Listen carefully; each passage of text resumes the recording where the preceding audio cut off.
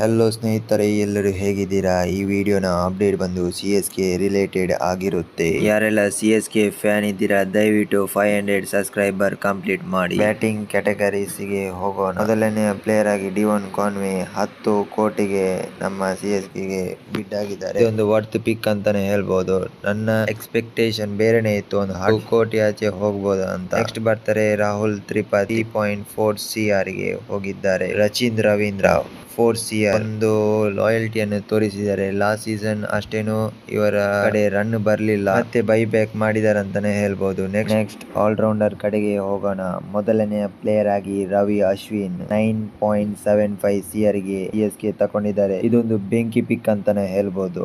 ಇವರಿಗೆ top of the order ಅಲ್ಲಿ batting ಆಡುವ ಕೆಪಬಿಲಿಟಿ ಕೂಡ ಇದೆ ಅಂತಾನು ಹೇಳ್ಬೋದು. ನೆಕ್ಸ್ಟ್ ಬರ್ತಾರೆ ನಮ್ಮ ಇಂಗ್ಲೆಂಡಿನ ಆಟಗಾರನಾದ ಸ್ಯಾಮ್ ಕರನ್ 2.4 CR ಗೆ ನಮ್ಮ CSK ಬೈ ಮಾಡಿದ್ದಾರೆ. ಇದೊಂದು ಬೆಂಕಿ ಪಿಕ್ ಅಂತಾನೆ ಹೇಳ್ಬೋದು. ಲಾಸ್ಟ್ ಸೀಸನ್ 18 ಕೋಟಿಗೆ ಪಂಜಾಬ್ಗೆ ಹೋಗಿದ್ದಾರೆ. ಈ ಸೀಸನ್ ಮತ್ತೆ ಸ್ಯಾಮ್ ಕರನ್ ಬೈ ಬ್ಯಾಕ್ ಆಗಿದ್ದಾರೆ CSK ಗೆ. ಇದೊಂದು ಒಳ್ಳೆಯ ಪಿಕ್ ಅಂತಾನೆ ಹೇಳ್ಬೋದು. ಇವರು CSK ಗೆ ಆಡಿದ್ದರೆ ಒಂದು ಉತ್ತಮ ಪ್ರದರ್ಶನವನ್ನು ಕೂಡ ಕೊಟ್ಟಿದ್ದಾರೆ. ಹಾಗಾಗಿ ಅವರು ಪಂಜಾಬ್ಗೆ 18 ಕೋಟಿಗೆ ಹೋಗಿದ್ದಾರೆ ಲಾಸ್ಟ್ ಸೀಸನ್. ಈ ಸೀಸನ್ ಅವರು ಹೇಗೆ ಆಡ್ತಾರೆ ಅನ್ನೋದು ನೋಡೋಣ.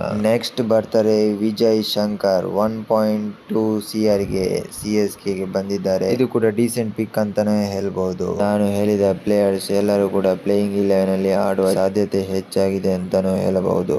CSK ಅಲ್ಲಿ ಸ್ಪಿನ್ನರ್ ನೋಡಿ ಗುರು, ಕ್ವಾಲಿಟಿ ಸ್ಪಿನ್ನರ್ ಇದ್ದಾರೆ. ನೂರ್ ಅಹಮದ್, ರವಿಚಂದ್ರನ್ ಅಶ್ವಿನ್, ರವೀಂದ್ರ ಜಡೇಜಾ 3 ಕ್ವಾಲಿಟಿ ಸ್ಪಿನ್ನರ್. ಇವರು ಮೂವರು ಸೇರಿದ್ರೆ ಓಪನೆಂಟ್ ಟೀಮೇ ಗಾಟ್. ಇವರು ಆಕ್ಷನ್ ಅಲ್ಲಿ ಕಮ್ಮಿ ಬೆಲೆಗೆ ಒಂದು ಒಳ್ಳೆ ಪಿಕ್ ಅನ್ನು ಮಾಡಿದ್ದಾರೆ ಅಂತಾನೆ ಹೇಳ್ಬಹುದು. ನಿಮಗೆ CSK ಆಕ್ಷನ್ ಅಲ್ಲಿ ಬೈ ಮಾಡಿದ ಪ್ಲೇಯರ್ ಹೇಗೆ ಅನಿಸಿತು ಕಮೆಂಟ್ ಸೆಕ್ಷನ್ ಅಲ್ಲಿ ತಪ್ಪದೆ ಕಮೆಂಟ್ ಮಾಡಿ. ನಿಮಗೆ ಈ ವಿಡಿಯೋ ಇಷ್ಟವಾದರೆ ಒಂದು ಲೈಕ್ ಕೊಡಿ. ನೆಕ್ಸ್ಟ್ ವಿಡಿಯೋದಲ್ಲಿ ಸಿಗೋಣ. ಅಲ್ಲಿ ತನಕ ಟೇಕ್ ಕೇರ್, ಬೈ ಬೈ.